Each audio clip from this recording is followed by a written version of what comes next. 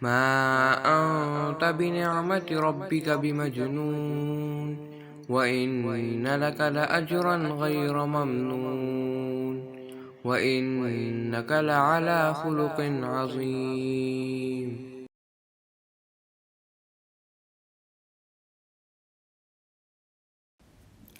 نحمده ونصلي على رسوله الكريم اما بعد فاعوذ بالله من الشيطان الرجيم بسم الله الرحمن الرحيم رب اشرح لي صدري ويسر لي امري واحلل عقدة من لساني يفقه قولي رب زدني علما اللهم فقهنا في الدين اللهم اني اسالك ايمانا لا يرتد ونعيما لا ينفد ومرافقة محمد صلی اللہ علیہ وسلم فی اعلی جنت الخلد آمین یا رب العالمین۔ ہم غزوہ بنی المصطلق پڑھ رہے تھے اور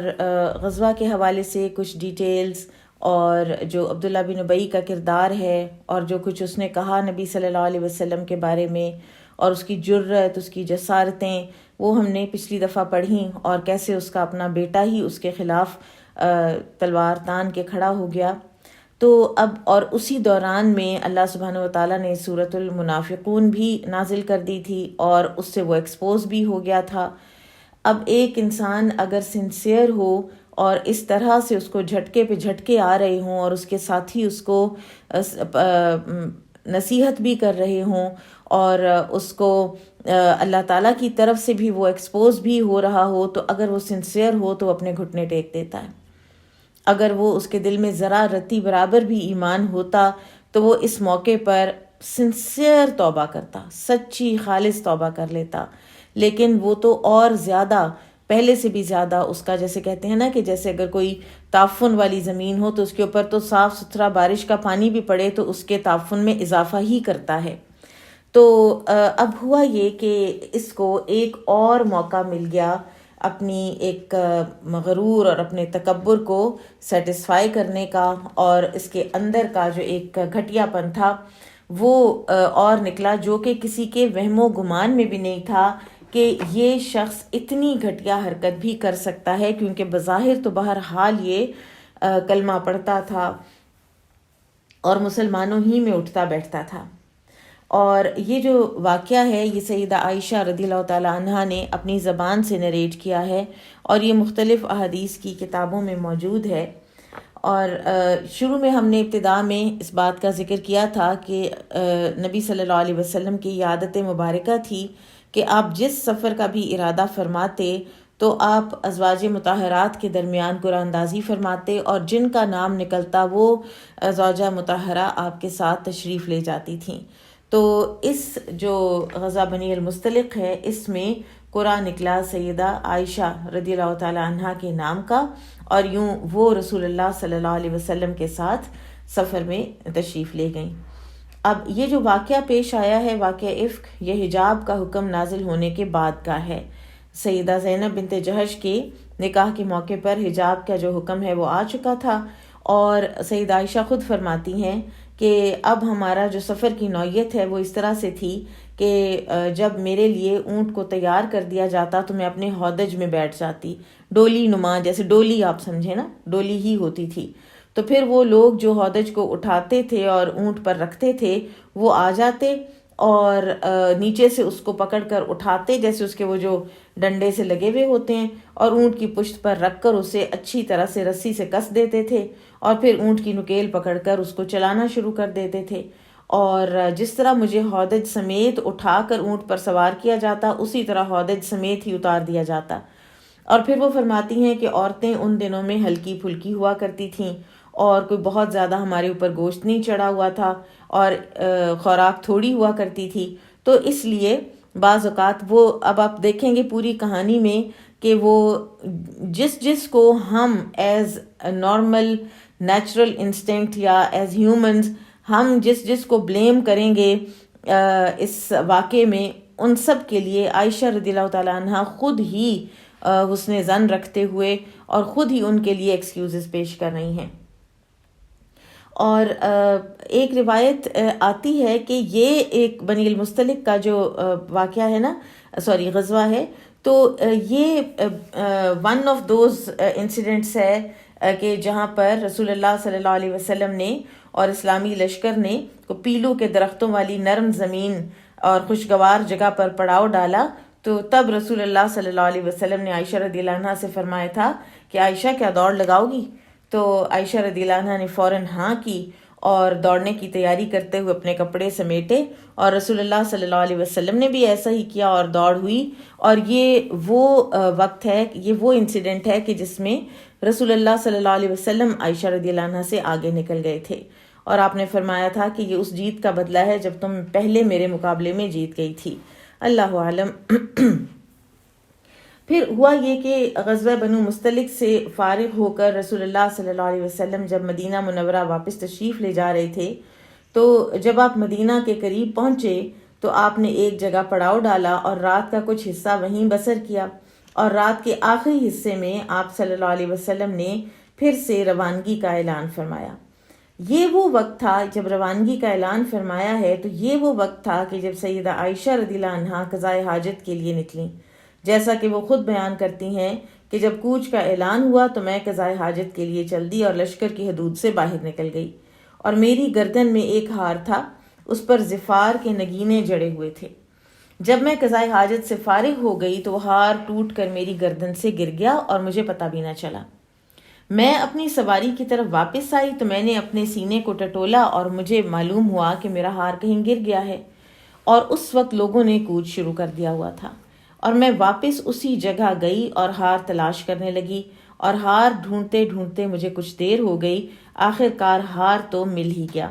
اور یہ ظفار جو ہے یہ یمن کا ایک شہر ہے، اور اس کے جو نگینے ہیں نا وہ ایک قیمتی نگینے ہوا کرتے تھے۔ تو اس ہار کے متعلق مختلف روایات ہیں کہ یہ حضرت عائشہ کے پاس کیسے تھا۔ تو ایک روایت تو یہ ہے کہ سیدہ عائشہ کی والدہ نے انہیں ان کی رخصتی کے موقع پر پہنایا تھا، اور دوسری جو روایت ہے وہ یہ ہے کہ انہوں نے یہ ہار اپنی بہن اسما سے عاریتاً لیا ہوا تھا۔ زیادہ اسی روایت کو ترجیح دی جاتی ہے۔ اب سیدہ عائشہ اپنا ہار تلاش کرنے لگ گئیں، اور اس وقت لشکر نے کوچ کا آغاز کر دیا تھا، لیکن عائشہ رضی اللہ عنہا کو کوئی پریشانی نہیں تھی کہ ظاہر ہے کہ جو ہودج اٹھانے آئیں گے وہ ایسے مجھے چھوڑ کے تو نہیں جا سکتے نا۔ تو وہ فرماتی ہیں کہ اگر میں 1 مہینہ بھی ٹھہری رہتی تو میرے اونٹ کو اس وقت تک نہیں اٹھایا جائے گا جب تک میں اپنے ہودج میں بیٹھ نہ جاؤں، ایسے کیسے ہو سکتا ہے کہ میں ہوں نہ اور لوگ چلے جائیں۔ تو یہی وجہ تھی کہ وہ کوچ کے اعلان کے باوجود اپنا ہار ڈھونڈنے چلی گئیں۔ اب دوسری طرف یہ ہوا کہ سیدہ عائشہ کے جانے کے بعد وہ حضرات آئے کہ جنہوں نے ہودج اٹھانا تھا، اور وہ سمجھے کہ حسب معمول عائشہ رضی اللہ عنہا ہودج میں بیٹھ چکی ہیں، تو انہوں نے ہودج اٹھایا، اونٹ پر کس دیا، اور ہودج اٹھاتے وقت انہیں یہ احساس ہی نہ ہوا کہ سیدہ ہودج میں نہیں ہیں۔ اور اس کی ایک بنیادی وجہ یہ تھی کہ جو سیدہ عائشہ رضی اللہ عنہا خود فرماتی ہیں کہ عورتیں اس وقت ہلکی پھلکی ہوا کرتی تھیں، بھاری بھرکم نہیں ہوتی تھیں، اور ان کے جسم پر زیادہ گوشت بھی نہیں ہوتا تھا کیونکہ ان کی خوراک بہت معمولی ہوا کرتی تھی۔ یہی وجہ ہے کہ جب ہودج اٹھانے والوں نے ہودج اٹھایا تو ان لوگوں کو ہودج کے وزن میں کوئی فرق ہی نہیں محسوس ہوا، اور ویسے بھی میں اس وقت ایک کم عمر لڑکی تھی۔ ابن کثیر نے لکھا ہے کہ سیدہ عائشہ کی عمر اس وقت 14 سال تھی۔ بہرحال ایک اور وجہ بھی تھی کہ سیدہ عائشہ رضی اللہ عنہا اپنے ہودج میں جب تشریف فرما ہوتی تھیں تو خاموش رہتی تھیں، کوئی بات نہیں کرتی تھیں، اور جو ہودج والے تھے اٹھانے والے وہ بھی انتہائی ادب اور احترام سے پیش آتے تھے، تو لہٰذا ان کو پتہ نہیں چلا۔ ٹھیک ہے، اور یہ بھی ہوتا ہے کہ جب کوئی واقعہ ہونا ہوتا ہے تو اللہ تعالیٰ اسی طرح کی کئی غلطیاں کروا دیتے ہیں، اسی طرح کی کچھ مس پرسیپشنز کروا دیتے ہیں کہ جس کی وجہ سے کہ جو رونما ہونا ہے وہ رونما ہو کر رہے۔ جیسے غزوہ بدر کے بارے میں بھی اللہ تعالیٰ فرماتے ہیں تاکہ ہو کے رہے جو ہونے والا تھا۔ اب جب ہار لے کر سیدہ عائشہ رضی اللہ تعالیٰ عنہا واپس پہنچیں تو وہاں تو منظر ہی کچھ اور تھا، اور وہ یہ دیکھ کر حیران رہ گئیں کہ لشکر تو جا چکا ہے، کوئی بندہ پرندہ وہاں موجود نہیں ہے۔ اب ایک ویرانہ تھا جہاں پر سیدہ عائشہ رضی اللہ تعالیٰ عنہا اکیلی تھیں، اور اب ان کو کچھ غم بھی ظاہر ہے لاحق تو ہوا ہوگا، لیکن یہ ان کی انتہائی ایک انٹیلیجنس، ذہانت اور ایک میچور ہونے کی یہ علامت تھی کہ وہ پینک نہیں ہوئی اور وہ بھاگی نہیں ادھر ادھر کہ میں بھاگوں اور میں لشکر کے پیچھے جا ملوں. انہوں نے یہی سوچا کہ اب جب مجھے نہیں پائیں گے تو وہ ادھر ہی آئیں گے، تو بجائے اس کے کہ میں تنہا اب بھاگوں یا میں راستہ گم کروں تو میں ادھر ہی بیٹھتی ہوں.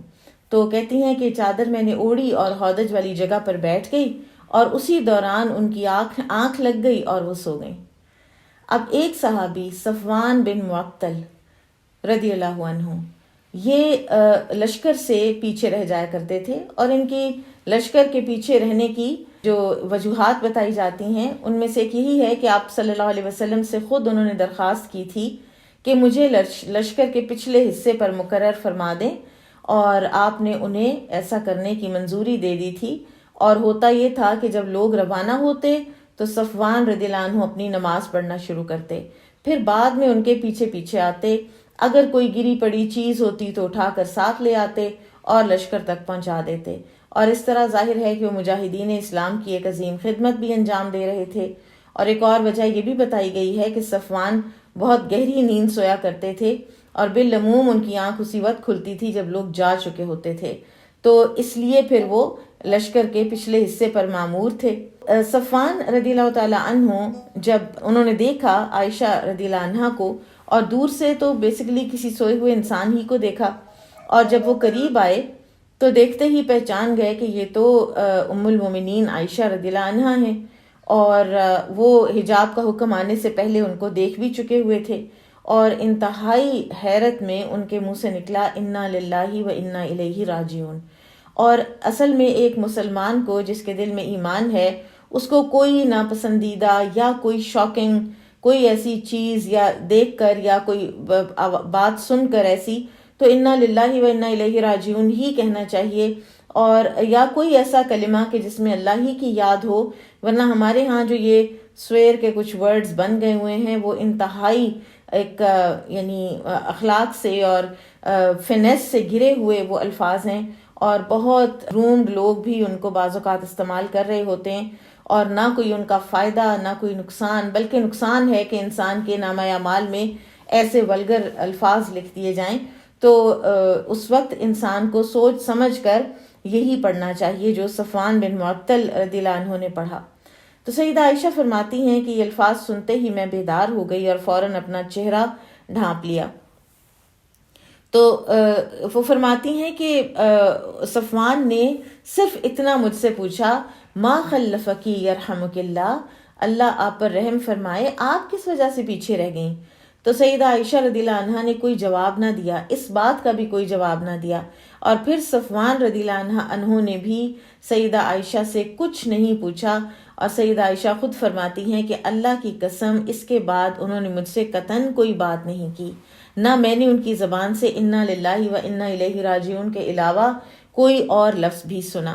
وہ اپنے اونٹ سے اترے، نہایت ادب احترام کے ساتھ اونٹ قریب لایا، بٹھایا اور خود ایک طرف کو ہٹ گئے اور اونٹ کی اگلی ٹانگ پر اپنا پاؤں رکھ دیا تاکہ سیدہ آسانی سے اس کے اوپر سوار ہو جائیں. سیدہ عائشہ رضی اللہ عنہ فوراً اٹھیں اور اونٹ پر سوار ہو گئیں. اب صفوان رضی اللہ عنہ نے اونٹ کی نکیل والی رسی پکڑی اور اسے لے کر تیزی سے آگے چل پڑے، اور وہ یہ چاہتے تھے کہ ام المومنین عائشہ رضی اللہ عنہ کو جلد از جلد لشکر تک پہنچا دیں. اب صفوان رضی اللہ تعالی عنہ چلتے رہے متواتر، اور دوپہر کے وقت جب سخت گرمی تھی اس وقت اسلامی لشکر کے پاس جا پہنچے، اور مسلمانوں نے آرام کی غرض سے کسی جگہ پر پڑاؤ ڈال رکھا تھا، اور ابھی تک کسی کو خبر نہ تھی کہ سیدہ عائشہ ہمارے ساتھ نہیں ہیں،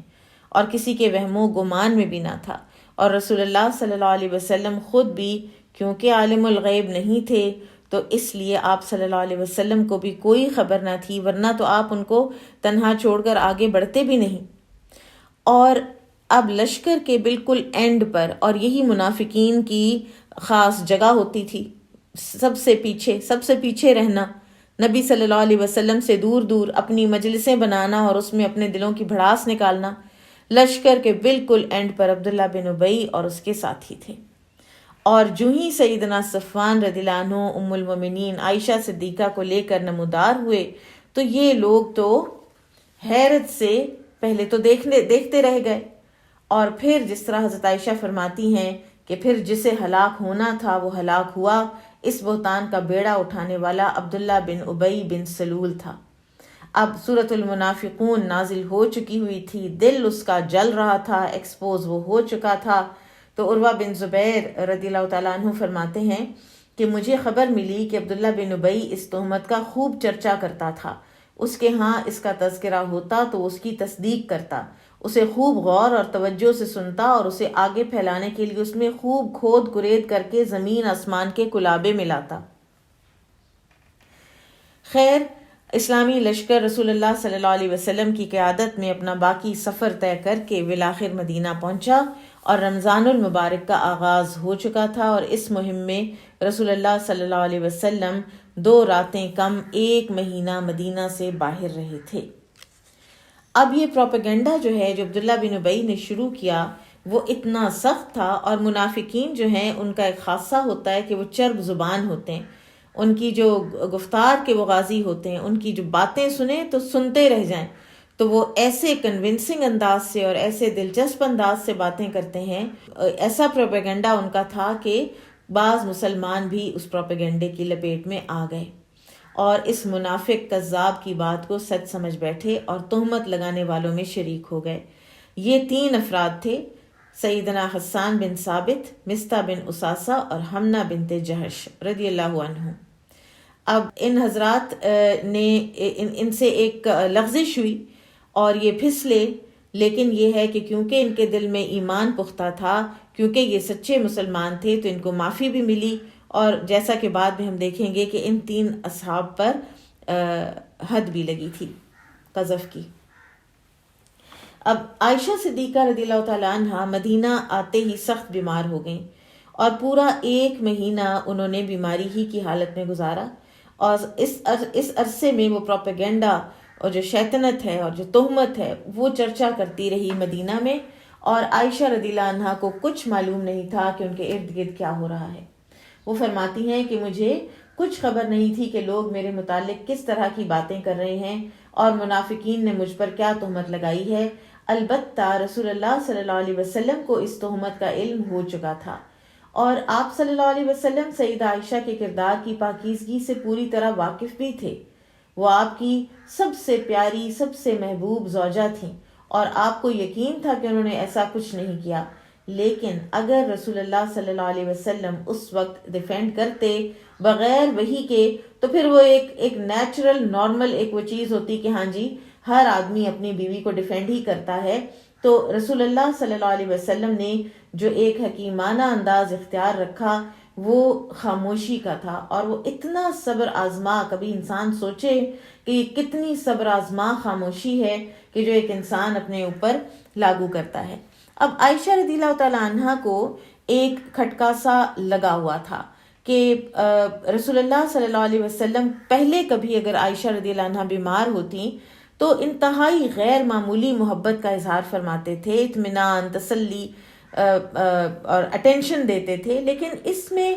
صورتحال بالکل فرق تھی کہ آپ صلی اللہ علیہ وسلم وہ محبت، وہ شفقت وہ نہیں دے پا رہے تھے کہ جو نارملی وہ دیا کرتے تھے۔ اور وہ فرماتی ہیں کہ بس اتنا ہوتا کہ رسول اللہ صلی اللہ علیہ وسلم میرے پاس تشریف لاتے، سلام کرتے اور دریافت فرماتے کیف تیکم، کیسی ہو تم، تو اتنی سی بات پوچھ کر آپ واپس تشریف لے جاتے اور مزید کوئی بات نہ کرتے۔ تو مجھے آپ کے رویے سے کچھ تذبذب اور شک تو ہوتا تھا، لیکن کسی بری بات کی مجھے کوئی خبر نہیں تھی۔ اور ایک اور روایت میں آتا ہے کہ اس دوران میں سیدہ عائشہ کی والدہ ام رومان ان کی عیادت کے لیے ان کے پاس بیٹھا کرتی تھی۔ اب عائشہ رضی اللہ تعالیٰ عنہ کو تہمت کا پتہ کیسے چلا؟ جو مصطح بن اساسہ، یہ بدری صحابی ہیں، بدر میں حصہ لیا ہوا انہوں نے،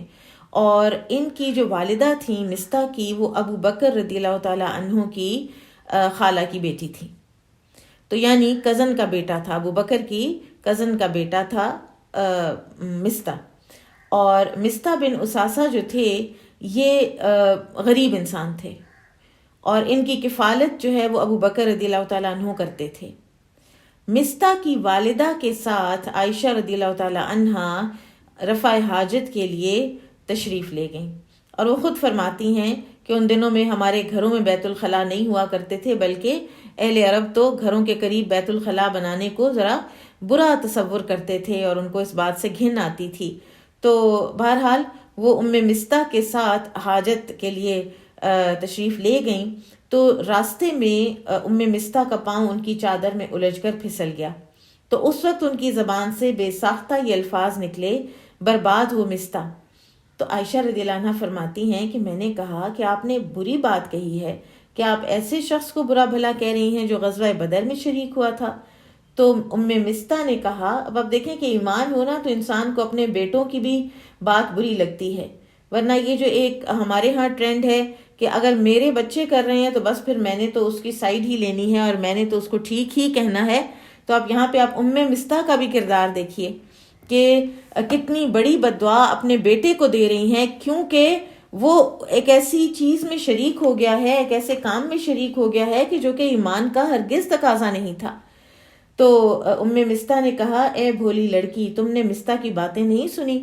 میں نے پوچھا اس نے کیا کہا ہے؟ تو عائشہ رضی اللہ عنہا کہتی ہیں کہ یہی وہ وقت تھا کہ جب ام مستح نے مجھے تہمت لگانے والوں کی ساری باتوں سے آگاہ کر دیا۔ اور حضرت عائشہ رضی اللہ تعالیٰ عنہ فرماتی ہیں کہ مجھے تو اپنی حاجت بھی بھول گئی، یعنی اس طرح یہ خبر مجھ پر بجلی بن کر گری کہ میں نے ان سے کہا کہ کیا واقعی یہ سب کچھ کہا گیا ہے؟ وہ بولی ہاں۔ تو کہتی ہیں کہ میں جس ضرورت کے لیے نکلی تھی وہ مجھے بھول گئی، اور مجھے اس کی ذرا بھی حاجت نہ رہی، اور میں گھر واپس آ گئی، اور اس کے بعد مجھے بخار چڑھ گیا۔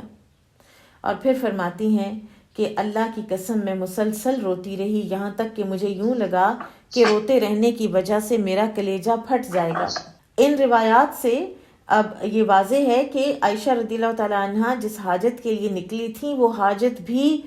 پوری کیے بغیر وہ واپس تشریف لے آئیں۔ خیر، سید عائشہ رضی اللہ تعالیٰ عنہ کا جو صدمہ تھا وہ ایک فطری بات تھی، ایک پاک دامن ایک عورت پر، اور نبی کی بیوی، نبی کی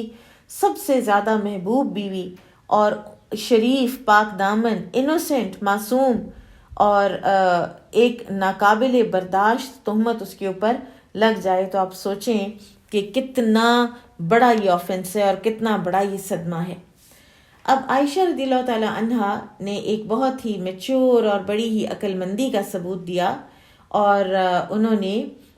نبی صلی اللہ علیہ وسلم سے اجازت طلب کی کہ کیا میں اپنے والدین کے گھر چلی جاؤں، اور وہ خبر کی تصدیق کرنا چاہتی تھیں۔ گھر آ کے انہوں نے کوئی واویلا نہیں کیا، کوئی پینک کریٹ نہیں کیا۔ یہ بہت سیکھنے والی بات ہے یہاں پر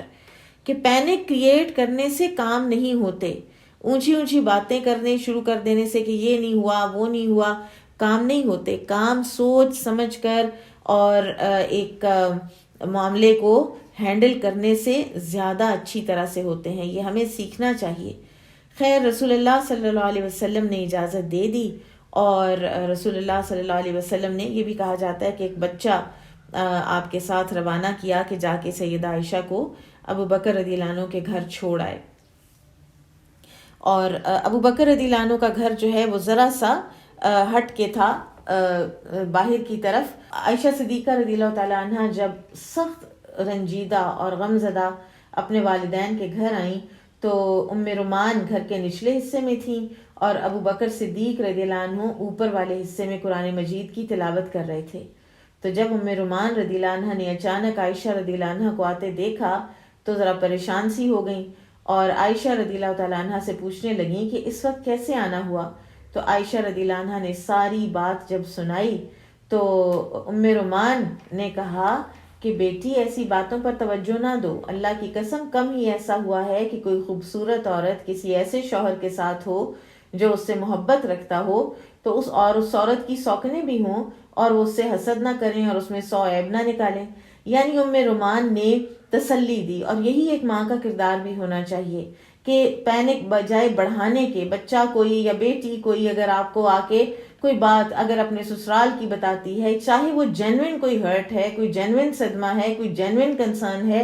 لیکن آپ کے واپسی پریشان ہونے سے صرف ایک کام ہوگا کہ وہ پریشانی ملٹیپلائی ہوگی، بچی کے ذہنوں میں اور زیادہ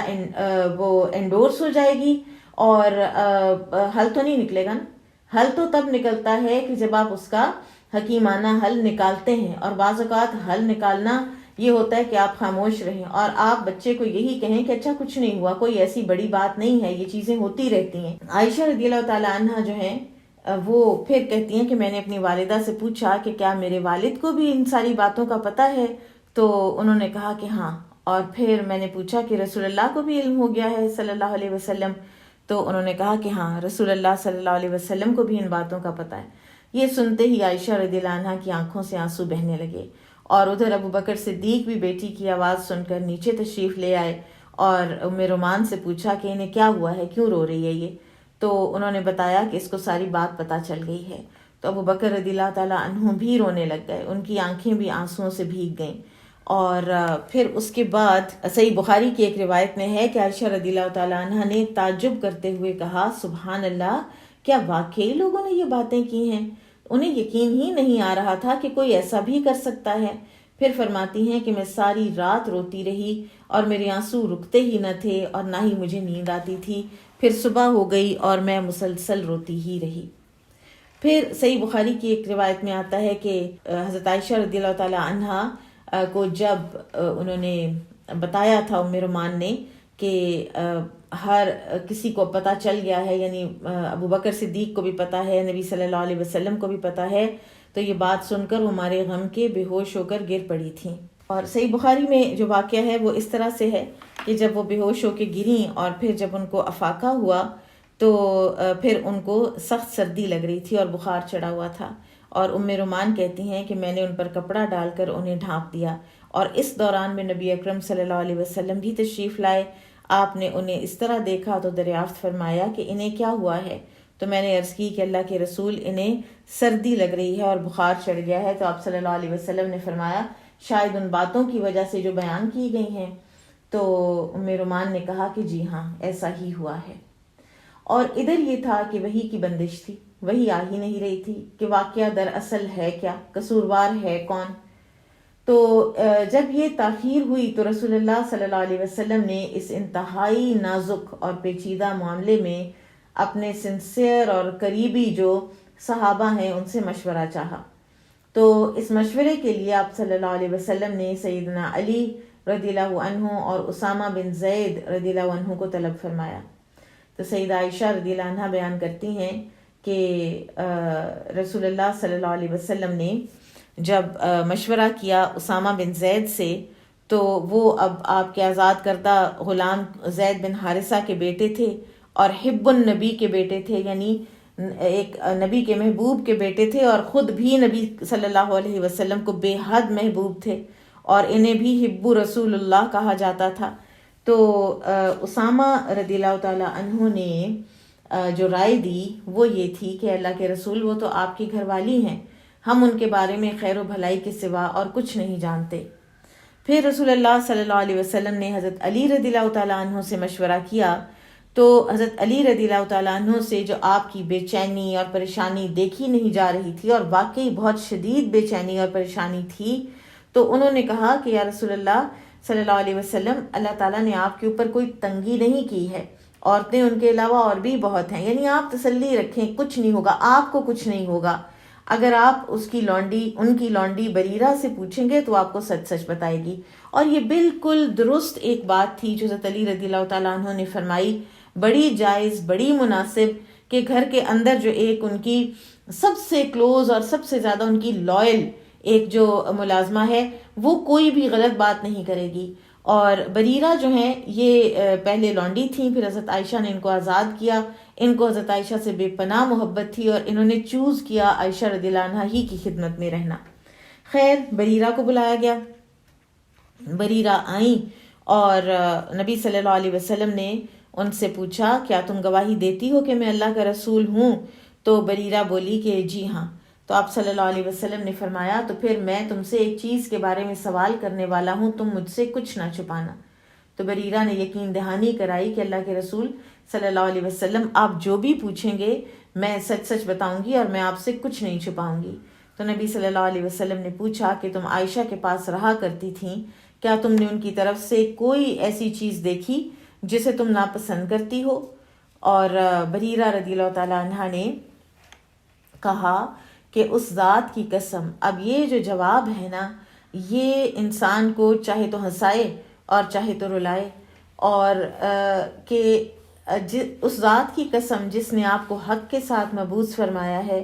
میں نے ان میں کبھی کوئی ایسی بات نہیں دیکھی جس کی بنا پر میں ان پر کوئی عیب لگا سکوں. البتہ اتنی بات ضرور ہے کہ وہ نوعمر لڑکی ہیں،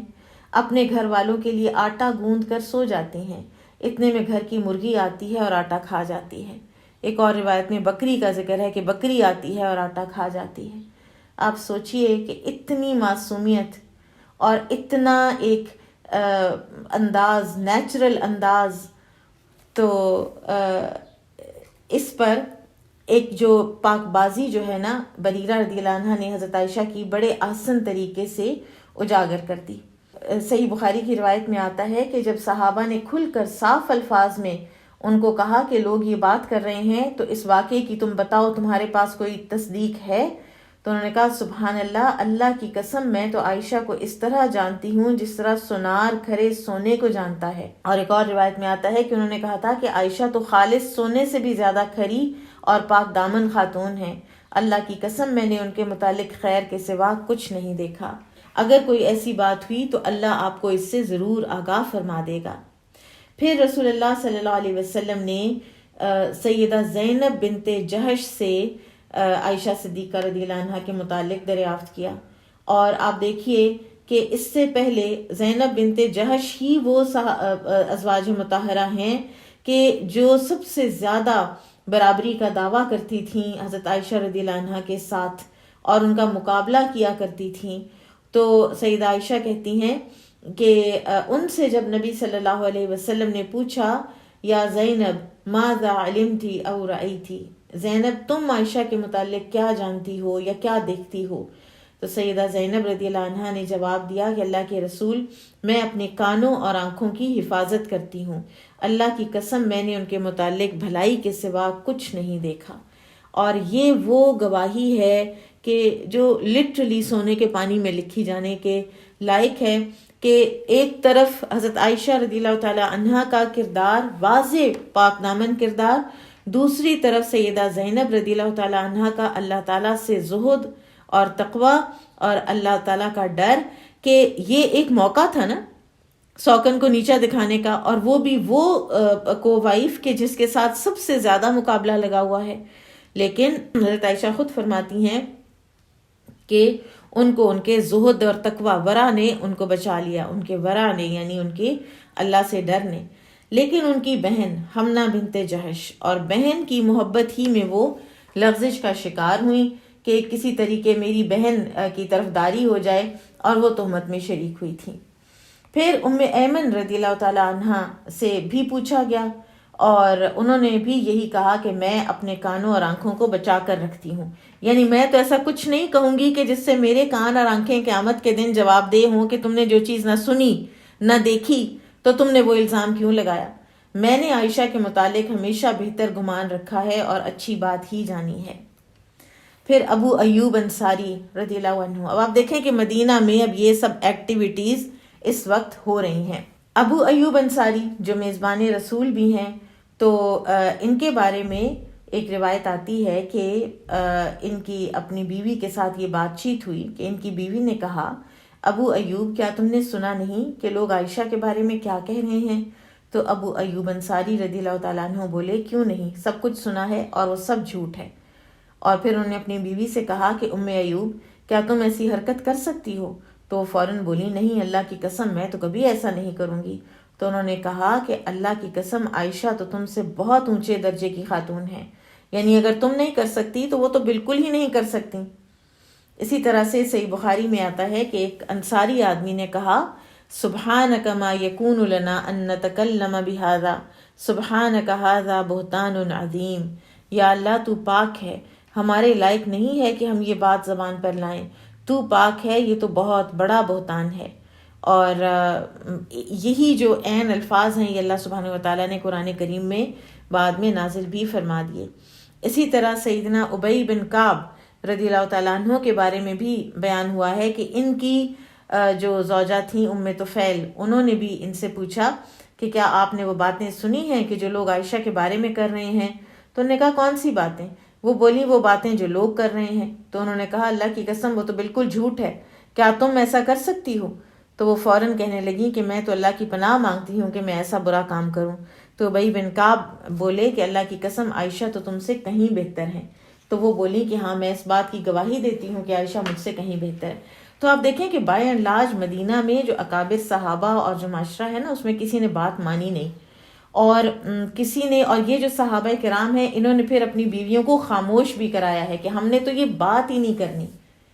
اس بارے میں تو بات ہی نہیں کرنی چاہیے۔ اور یہ ایک بہت بڑا اصول ہے کہ کسی کے اوپر کوئی بہتان لگ رہا ہو، تہمت لگ رہی ہو تو چپ رہیں، خاموش رہیں، اور اس چین کا، اس کو پھیلانے والی گریپ وائن کا حصہ مت بنے۔ سیدنا صفوان بن معطل سلمی،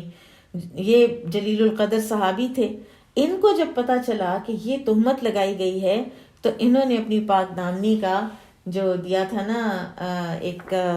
ثبوت، انہوں نے یہ الفاظ کہے تھے کہ سبحان اللہ، اللہ کی قسم میں نے تو آج تک کسی عورت کا لباس نہیں کھولا۔ اور ان کے بارے میں آتا ہے کہ ان کو کوئی خواتین کی خواہش ہی نہیں تھی، یا تو انہوں نے شادی لیٹر آن کی، اللہ عالم، لیکن یہ جو ملتا ہے سیرت کی کتابوں میں کہ انہوں نے شادی بھی نہیں کی، اور بعد میں یہ ردہ کی جنگوں میں شہید بھی ہوئے تھے۔ اب یہ سلسلہ چل رہا تھا، اور اب ایک دن رسول اللہ صلی اللہ علیہ وسلم نے یہ ساری آراء معلوم کرنے کے بعد آپ مسجد نبوی تشریف لائے اور ممبر پر تشریف لے گئے، اور انتہائی رنج و غم کی حالت میں آپ نے خطاب فرمایا۔ اور یہ پہلا موقع تھا تھرو آؤٹ کہ آپ نے عفق کے بارے میں برملا گفتگو کی، ورنہ تو آپ خاموش رہے تھے۔ جب آپ نے گھر والوں سے بھی ساری گواہی لے لی، اور آپ کو یہ بڑی اچھی طرح پتا تھا کہ عائشہ نے ایسا کچھ نہیں کیا، لیکن جو ایک کام کرنے کا طریقہ ہوتا ہے کہ تاکہ ہر کسی کو پتا ہو کہ اس بندے نے بھی یہ گواہی دی ہے، تو آپ صلی اللہ علیہ وسلم نے یہ طریقہ اختیار فرمایا۔ ممبر پر آپ نے یہ فرمایا، اما بعد، تم مجھے ان لوگوں کے بارے میں مشورہ دو جنہوں نے میری اہلیہ پر تہمت لگائی ہے۔ اللہ کی قسم میں نے اپنی بیوی میں کوئی برائی نہیں دیکھی، انہوں نے تہمت بھی ایک ایسے شخص کی طرف منسوب کی ہے کہ واللہ میں نے اس میں بھی کبھی کوئی برائی نہیں دیکھی۔ وہ میرے گھر جب بھی آیا میری موجودگی ہی میں آیا، میں کسی سفر کی وجہ سے مدینہ میں نہیں ہوتا تھا تو وہ بھی مدینہ سے باہر میرے ساتھ ہوتا تھا۔ تو اس موقع پر آپ صلی اللہ علیہ وسلم نے عبداللہ بن ابی کا معاملہ لوگوں کے سامنے کھل کے رکھا اور اس کے خلاف لوگوں سے تعاون طلب فرمایا کہ اے مسلمانوں کی جماعت، اس شخص کے بارے میں کون میری مدد کرے گا جس کی اذیت رسانی کا سلسلہ اب میرے اہل خانہ تک پہنچ گیا ہے۔ آپ دیکھیں ابھی کچھ دن پہلے، یعنی مہینہ بھر پہلے سورۃ المنافقون نازل ہوئی ہے، یہ ایکسپوز ہوا ہے، اس نے وہ ساری باتیں کہیں جو اس کے بیٹے تک نے تلوار تانی اس کے اگینسٹ، اور اس کے باوجود یہ جب باز نہیں آیا اور جب گھر تک، فیملی لائف تک اس نے گھٹیا حملے کیے، تو آپ صلی اللہ علیہ وسلم نے پھر ممبر پر یہ بات فرمائی۔ ورنہ اس سے پہلے جب بھی کوئی کہتا تھا کہ یا رسول اللہ صلی اللہ علیہ وسلم اجازت دیجئے میں اس منافق کا سر قلم کر دوں، تو آپ فرماتے تھے کہ نہیں، رہنے دو، لوگ کہیں گے کہ محمد اپنے ساتھیوں کو ہی مروا دیتے ہیں، نعوذ باللہ۔ خیر، سعد بن معاذ نے جب نبی صلی اللہ علیہ وسلم کی یہ باتیں سنی تو وہ اٹھے، اور یہ اوس قبیلے کے سردار تھے، تو انہوں نے کہا یا رسول اللہ میں اس کے خلاف آپ کی مدد کروں گا،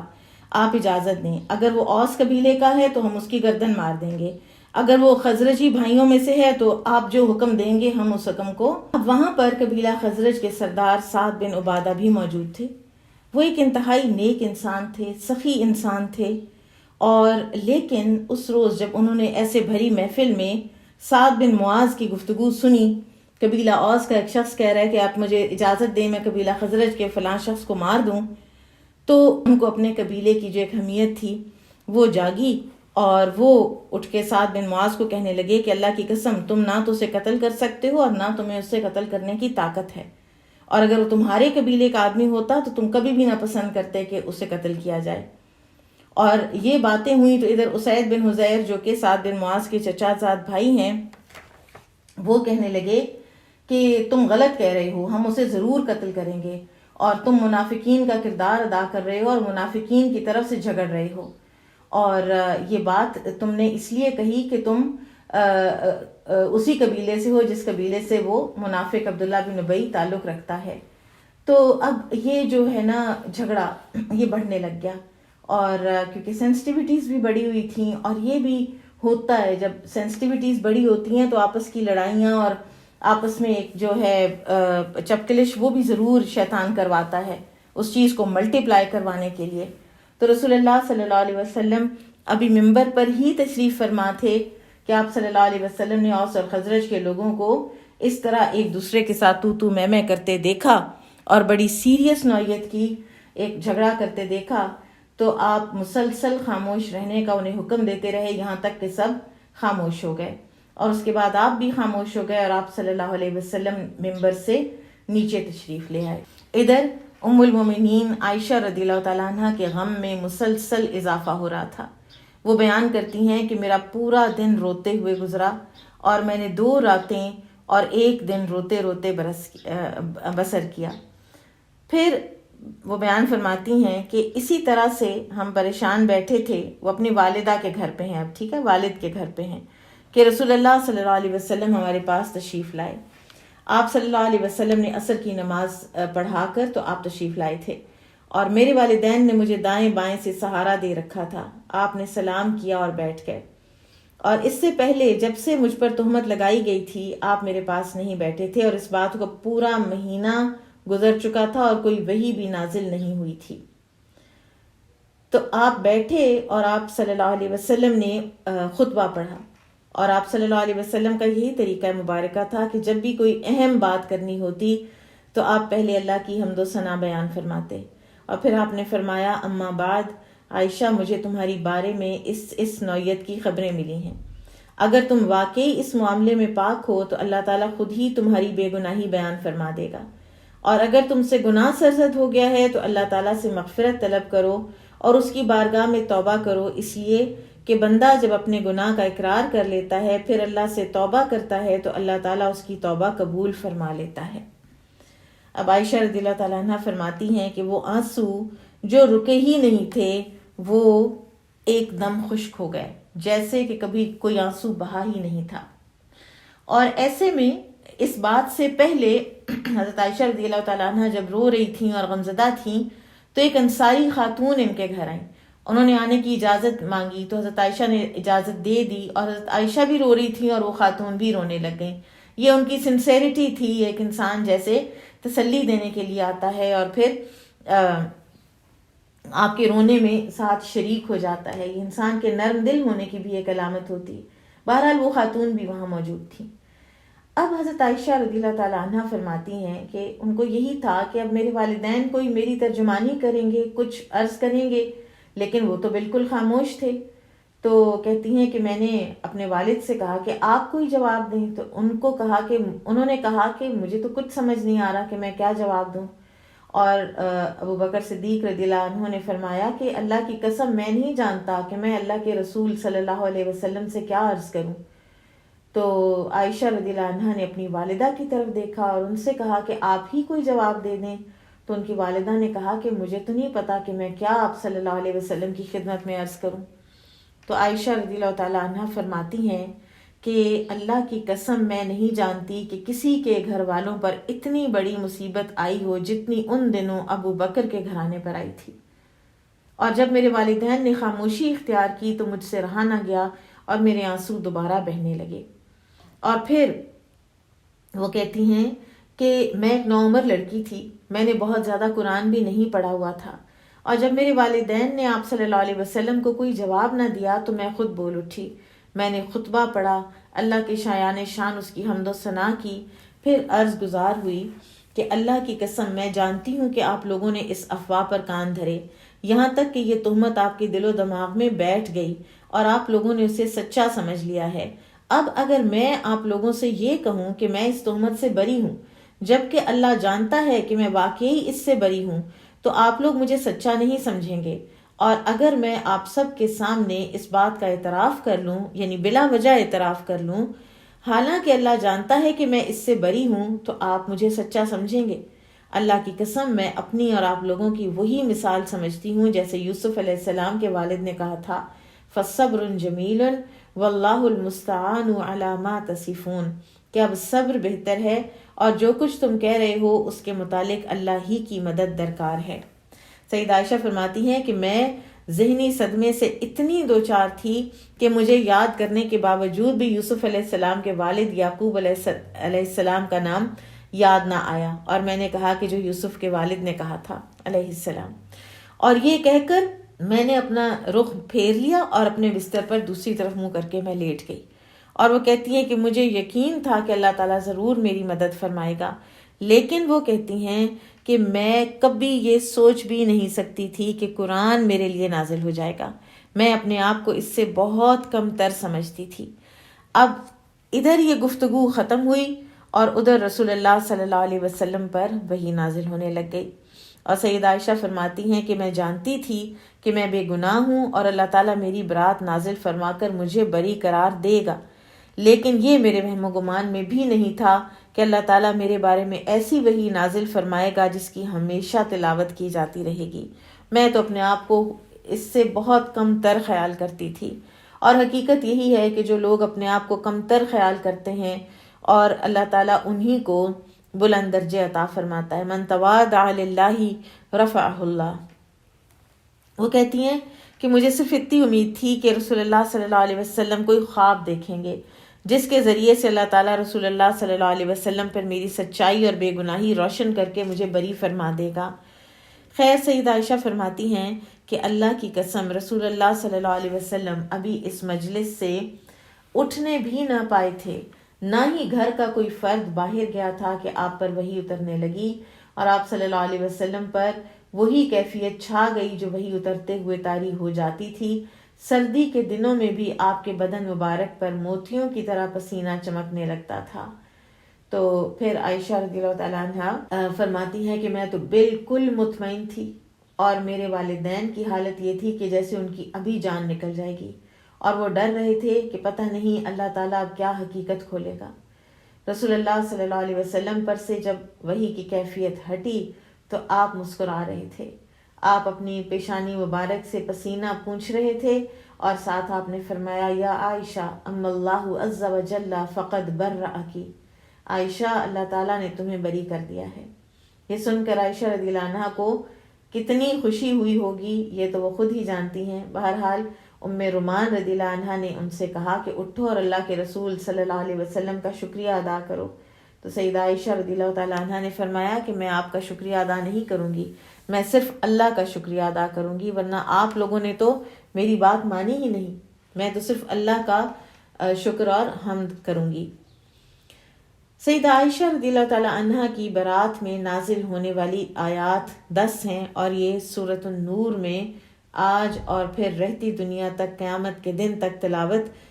کی جائیں گی۔ یہاں پر ہم ان کا ترجمہ پڑھ لیتے ہیں کہ بے شک جو لوگ بہتان گھڑ لائے وہ تمہیں میں سے ایک گروہ ہیں، تم اسے اپنے لیے برا نہ سمجھو بلکہ وہ تمہارے لیے بہتر ہے۔ ان میں سے ہر شخص کے لیے اتنا ہی گناہ ہے جو اس نے کمایا، اور ان میں سے وہ شخص جس نے اس گناہ کا بڑا بوجھ اٹھایا اس کے لیے بہت بڑا عذاب ہے۔ جب تم نے یہ جھوٹ سنا تو کیوں نہ مومن مردوں اور مومن عورتوں نے اپنے نفسوں میں اچھا گمان کیا، اور کیوں نہ کہا یہ تو سری بہتان ہے۔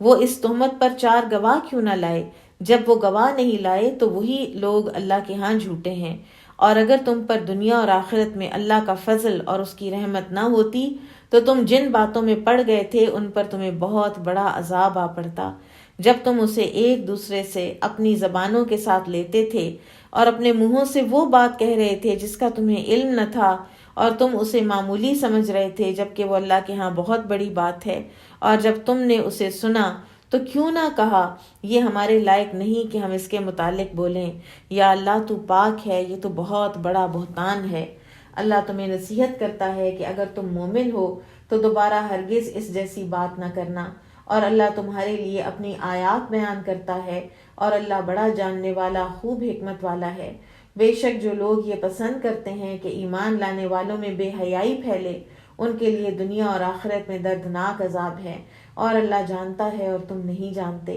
اور اگر تم پر اللہ کا فضل اور اس کی رحمت نہ ہوتی تو اللہ بہتان لگانے والوں کو فوراً عذاب دیتا، اور یہ کہ بلا شبہ اللہ نہایت شفقت کرنے والا اور بڑا رحم فرمانے والا ہے۔ اور ان 10 آیات مبارکہ سے سیدہ عائشہ رضی اللہ تعالی عنہ کی برات ہوئی، اور انہی آیات مبارکہ سے انسانوں کی اسلامی معاشرے کی بھلائی کے لیے، امن کے لیے، پریویسی کو پروٹیکٹ کرنے کے لیے انتہائی اہم اصول اور احکامات بھی دے دیے گئے کہ کوئی اس طرح کی بات کرے تو اس کو وہیں ختم کریں، اس بات کو کان ہی اپنے مہیا نہ کریں۔ پھر اس کے بعد جن لوگوں نے بہتان لگائے تھے ان میں سے جو 3 لوگ ہیں، سیدنا مصطح بن اساسہ، حسان بن ثابت اور حمنہ بنت جہش رضی اللہ عنہم، ان کے اوپر رسول اللہ صلی اللہ علیہ وسلم کے حکم سے حد نافذ کی گئی، اور بہتان ترازی میں کی سزا میں انہیں 80 کوڑے مارے گئے تھے۔ عبداللہ بن ابی پر حد نافذ نہیں کی گئی تھی، اور اس کی جو حد اس پر نافذ نہ کرنے کی وجوہات ہیں، ابن قیم رحمہ اللہ کہتے ہیں کہ اس کی مختلف وجوہات ہو سکتی ہیں۔ نمبر 1 کہ یہ کہا گیا ہے کہ حدود جس پر نافذ ہوں وہ اس کے لیے کفارہ کا باعث بنتی ہیں، جبکہ عبداللہ بن ابی اس لائق ہی نہیں تھا، تو اللہ تعالیٰ نے اس پر آخرت میں بہت بڑے عذاب کا فیصلہ کر رکھا ہے جو اس کے لیے حد کے مقابلے میں بہت کافی ہے۔ دوسری بات یہ کہ ابن ابی اتنا چالاک تھا کہ اس نے جو یہ تہمت کی ساری انیشیٹ کرنے کے بعد وہ خود کوئی بات نہیں کرتا تھا، لوگوں کی مجلسوں میں بیٹھتا، لوگوں سے باتیں کرواتا اور ان کی کھود کرید کرتا، رنگ بھرتا اس ساری بات کے اندر، اور لیکن اس بدترین عمل میں اور لوگوں کا نام آیا اور اس کا نہ آیا۔ پھر ایک وجہ یہ بھی بتائی جاتی ہے کہ حد تو گناہ کا اقرار کرنے والے یا کسی کے گواہی دینے سے ثابت ہوتی ہے۔ ابن ابی نے نہ تو تہمت لگانے کا اقرار کیا، نہ کسی نے اس کے خلاف کوئی گواہی دی، وہ اسے صرف اپنے چیلے چانٹوں میں بیٹھ کے باتیں کرتا تھا اور اس کے خلاف کوئی گواہی دینے کو تیار نہیں تھا۔ اہل ایمان کے درمیان، مومنوں کے درمیان وہ ایسی گفتگو کرتا ہی نہیں تھا۔ پھر چوتھی بات یہ بھی ابن قیم نے لکھی ہے کہ بہتان ترازی کی حد آدمی کا حق ہے، یعنی جس پر بہتان لگا ہے تو وہ اگر مطالبہ کرے گا تو ہی وہ حد کسی کے اوپر جاری ہوگی، تو سیدہ عائشہ رضی اللہ عنہا نے عبداللہ بن ابی کے لیے حد کا مطالبہ ہی نہیں کیا۔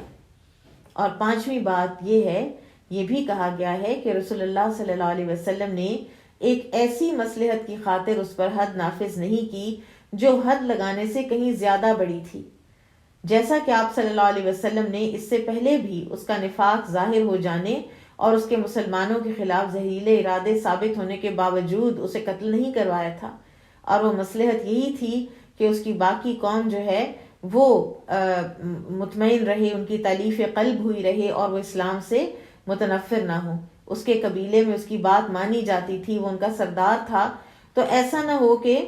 اس پر حد نافذ کرنے میں کوئی نیا فتنہ بھڑک اٹھے، جیسا کہ ابھی دیکھا ہی تھا کہ سعد بن عبادہ رضی اللہ عنہ اتنے جلیل القدر صحابی، لیکن وہ بھی بھڑک اٹھے تھے اس کے قتل کی بات سن کر۔ اور پھر ابن قیم یہ 5 وجوہات لکھنے کے بعد لکھتے ہیں کہ ممکن ہے اسے ان تمام اسباب کی بنا پر چھوڑ دیا گیا ہو۔ پھر اس کے بعد کیا ہوا، ہیومن نیچر کا ایک اور مظہر، ایک اور مینیفیسٹیشن سامنے آئی، اور وہ یہ تھی کہ ابو بکر رضی اللہ عنہ نے مصطح پر خرچ نہ کرنے کی قسم کھا لی، اور وہ کہنے لگے کہ اللہ کی قسم، مصطح نے عائشہ کے بارے میں جو کچھ کہا ہے اب اس کے بعد میں کبھی مصطح پر کچھ خرچ نہیں کروں گا۔ تو اللہ سبحانہ و تعالیٰ کو ابو بکر رضی اللہ عنہ کی یہ بات پسند نہ آئی، کیونکہ اللہ تعالیٰ تو عفو درگزر کو پسند فرماتا ہے، اور ابو بکر رضی اللہ عنہ جیسی عظیم ہستی کے شایان شان یہ نہیں تھا کہ وہ ایسا کرتے، تو اللہ تعالیٰ نے وہی نازل فرمائی، وَلَا يَأْتَلِ أُولُو الْفَضْلِ مِنْكُمْ وَالسَّعَةِ أَنْ يُؤْتُوا أُولِي الْقُرْبَى وَالْمَسَاكِينَ وَالْمُهَاجِرِينَ فِي سَبِيلِ اللَّهِ وَلْيَعْفُوا وَلْيَصْفَحُوا أَلَا تُحِبُّونَ أَنْ يَغْفِرَ اللَّهُ لَكُمْ وَاللَّهُ غَفُورٌ رَحِيمٌ۔ اور تم میں سے فضل اور وسعت والے قرابت داروں اور مسکینوں اور اللہ کی راہ میں ہجرت کرنے والوں کو مالی مدد دینے سے قسم نہ کھائیں، اور چاہیے کہ وہ معاف کر دیں اور درگزر کریں۔ کیا تم پسند نہیں کرتے کہ اللہ تعالیٰ تمہیں مغفرت فرمائے؟ اور اللہ بہت بخشنے والا، نہایت رحم کرنے والا ہے۔ تو ابو بکر رضی اللہ تعالیٰ عنہ نے جب یہ آیات سنی تو بے ساختہ کہنے لگے، بلا واللہ انی لأحب ان یغفر اللہ لی، کیوں نہیں، اللہ کی قسم میں یہ پسند کرتا ہوں کہ اللہ تعالیٰ مجھے بخش دیں۔ اور اس کے بعد وہ مستہ پر پہلے کی طرح ہی خرچ کرنے لگے اور فرمایا کہ اللہ کی قسم میں اب یہ وظیفہ کبھی بند نہیں کروں گا۔ اور پھر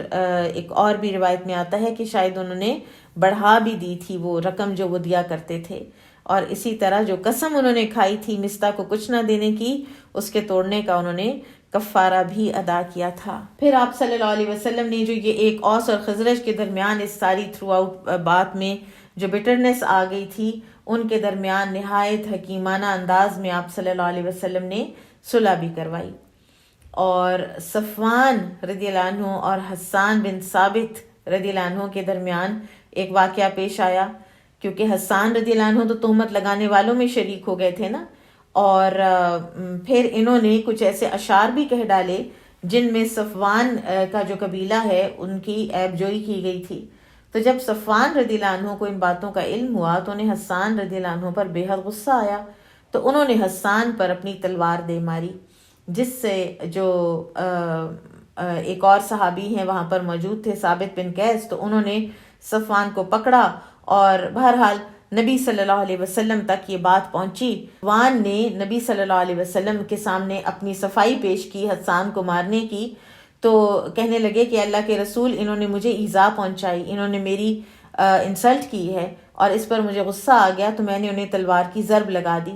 تو رسول اللہ صلی اللہ علیہ وسلم نے حسان رضی اللہ عنہ کو فرمایا کہ حسان، احسان کرو، کیا تم نے میری قوم پر اس وجہ سے نکتہ چینی کی ہے کہ اللہ نے انہیں اسلام قبول کرنے کی توفیق عطا فرمائی ہے؟ تو بہرحال پھر حسان بولے کہ میں انہیں اللہ کی خاطر معاف کر دیتا ہوں، اور پھر ان کو کچھ تحفے تحائف دیے گئے تھے، اور اس کے بدلے میں کہ جو صفوان بن معطل کی تلوار سے ان کو چوٹ آئی تھی۔ اب یہاں پر آپ دیکھیں کہ حسان رضی اللہ عنہ نے کتنا ایک بڑا وہ کام تھا جو صفوان بن معطل کے حوالے سے انہوں نے کیا، لیکن جب ایک ان کو تلوار لگی، اور اس میں وہ صفوان بن معطل کے بارے میں آتا نا کہ انہوں نے کہا تھا کہ مجھے شعر و شاعری کرنی نہیں آتی، مجھے صرف تلوار چلانی آتی ہے، اور لیکن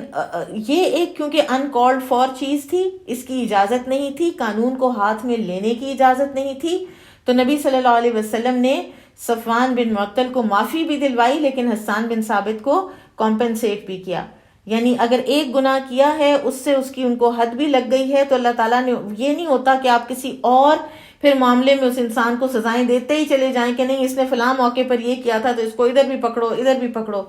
تو یہاں سے بہت ہی واضح طور پر پتہ چلتا ہے کہ قانون کو ہاتھ میں نہیں لیا جا سکتا۔ بہرحال سیدنا حسان بن ثابت نے اپنی غلطی بہت شدت سے محسوس بھی کر لی تھی، انہیں بے حد ندامت بھی ہوئی تھی، اور پھر اس کے بعد انہوں نے سیدہ عائشہ سے معذرت بھی کی تھی، اور ان کی پاک دامنی میں اشعار کہے تھے جو کہ بڑے خوبصورت اشعار ہیں، عربک لٹریچر میں وہ آج بھی موجود ہیں۔ اور حسان بن ثابت رضی اللہ تعالیٰ عنہ کے لیے عائشہ رضی اللہ عنہ بھی نیک جذبات رکھتی تھیں، اور اس بات کو بالکل لیٹر آن پسند نہیں فرماتی تھیں کہ کوئی حسان رضی اللہ عنہ کو برا بھلا کہے۔ عروہ رضی اللہ عنہ بیان کرتے ہیں کہ میں عائشہ رضی اللہ عنہ کے سامنے حسان رضی اللہ عنہ کو برا کہنے لگا تو عائشہ رضی اللہ عنہ نے مجھے ٹوک دیا اور فرمایا انہیں برا بھلا نہ کہو، کیونکہ وہ رسول اللہ صلی اللہ علیہ وسلم کا دفاع کرتے تھے۔ اور مزید کہنے لگی کہ حسان بن ثابت نے رسول اللہ صلی اللہ علیہ وسلم سے مشرکین کی ہجو کرنے کی اجازت طلب کی، تو آپ نے فرمایا کیف بنسبی، میرے نسب کا کیا کرو گے؟ یعنی میرا بھی تو وہی نسب ہے نا جو ان لوگوں کا نسب ہے مشرکین کا۔ تو انہوں نے کہا تھا کہ یا رسول اللہ صلی اللہ علیہ وسلم، آپ کو ان سے اس طرح الگ کر لوں گا جیسے گوندھے ہوئے آٹے سے بال نکال لیا جاتا ہے۔ یہ تو تھا واقعہ افک اور اس سے حاصل ہونے والے کچھ سبق، اور اس کے بعد ایک سیرت میں ہار کی گمشدگی کا واقعہ دوبارہ بھی آتا ہے، اور یہ وہ واقعہ ہے کہ جس کی تفصیل سیدہ عائشہ بیان کرتی ہیں کہ ہم ایک سفر میں رسول اللہ صلی اللہ علیہ وسلم کے ساتھ نکلے، جب ہم ذات الجیش کے مقام پر پہنچے تو میرا ایک ہار ٹوٹ کر گر گیا۔ رسول اللہ صلی اللہ علیہ وسلم نے اس کی تلاش میں وہیں قیام فرمایا، لوگ بھی آپ کے پاس ٹھہر گئے، وہاں پانی نہیں تھا، لوگ سیدنا ابو بکر صدیق کے پاس آئے اور بولے آپ دیکھ نہیں رہے کہ عائشہ نے کیا کر دیا ہے؟ انہوں نے رسول اللہ صلی اللہ علیہ وسلم کو اور سب لوگوں کو یہاں روک لیا ہے، جبکہ یہاں کہیں پانی بھی موجود نہیں ہے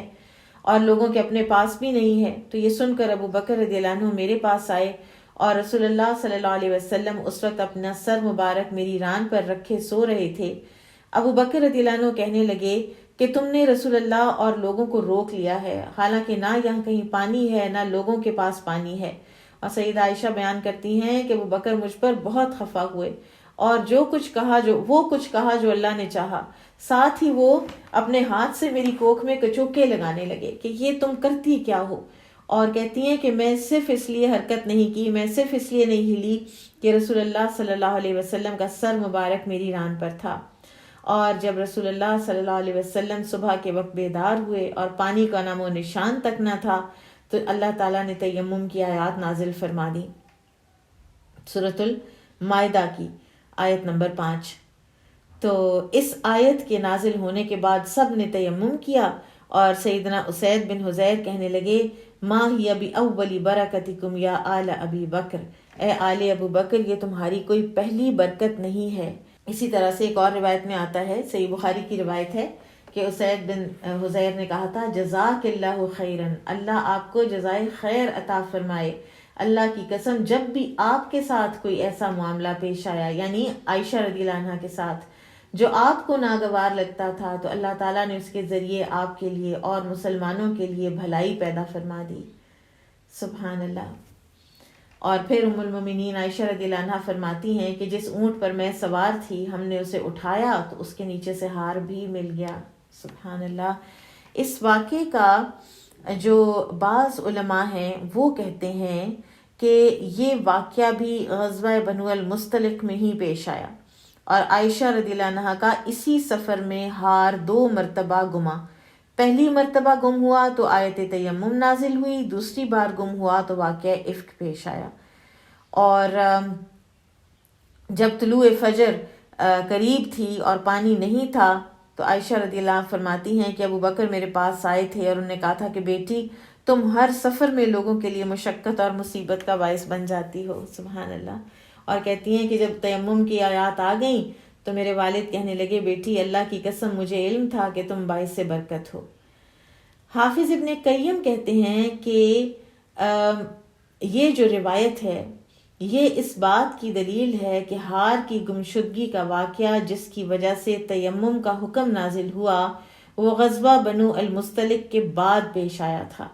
کیونکہ واقعہ افک ذہن میں تھا تو ابو بکر رضی اللہ عنہ نے فرمایا نا کہ تم ہر سفر میں لوگوں کے لیے مشکل کا باعث اور مصیبت کا باعث بن جاتی ہو۔ حالانکہ نہ وہ مصیبت کا باعث تھیں، وہ تو ایک معصوم سی پیاری سی ایک لڑکی تھیں اور انوسنٹ تھیں انتہائی، اور اپنے شوہر سے بے انتہا محبت کرنے والی تھیں، بھولی بھالی پاک دامن، اور لہٰذا یہی بات زیادہ راجح ہے کہ تیمم کا جو واقعہ ہے وہ غزوہ بنو المصطلق میں ہار گمنے والا نہیں ہے، یہ دوبارہ گما ہے اور واقعہ افک کے بعد ہوا ہے۔ اور باقی رہی یہ بات کہ یہ دوسرا سفر جو ہے جب تیمم نازل ہوا، تیمم کا حکم نازل ہوا تو یہ کون سا غزوہ تھا، تو اس کے متعلق حافظ ابن حجر نے لکھا ہے کہ یہ غزوہ ذات الرقاع تھا۔ اللہ عالم۔ انشاءاللہ آج ہم اتنا ہی پڑھیں گے۔ سبحانک اللہم و بحمدک اشہد ان لا الہ الا انت استغفرک و اتوب الیک۔ السلام علیکم و رحمۃ اللہ وبرکاتہ۔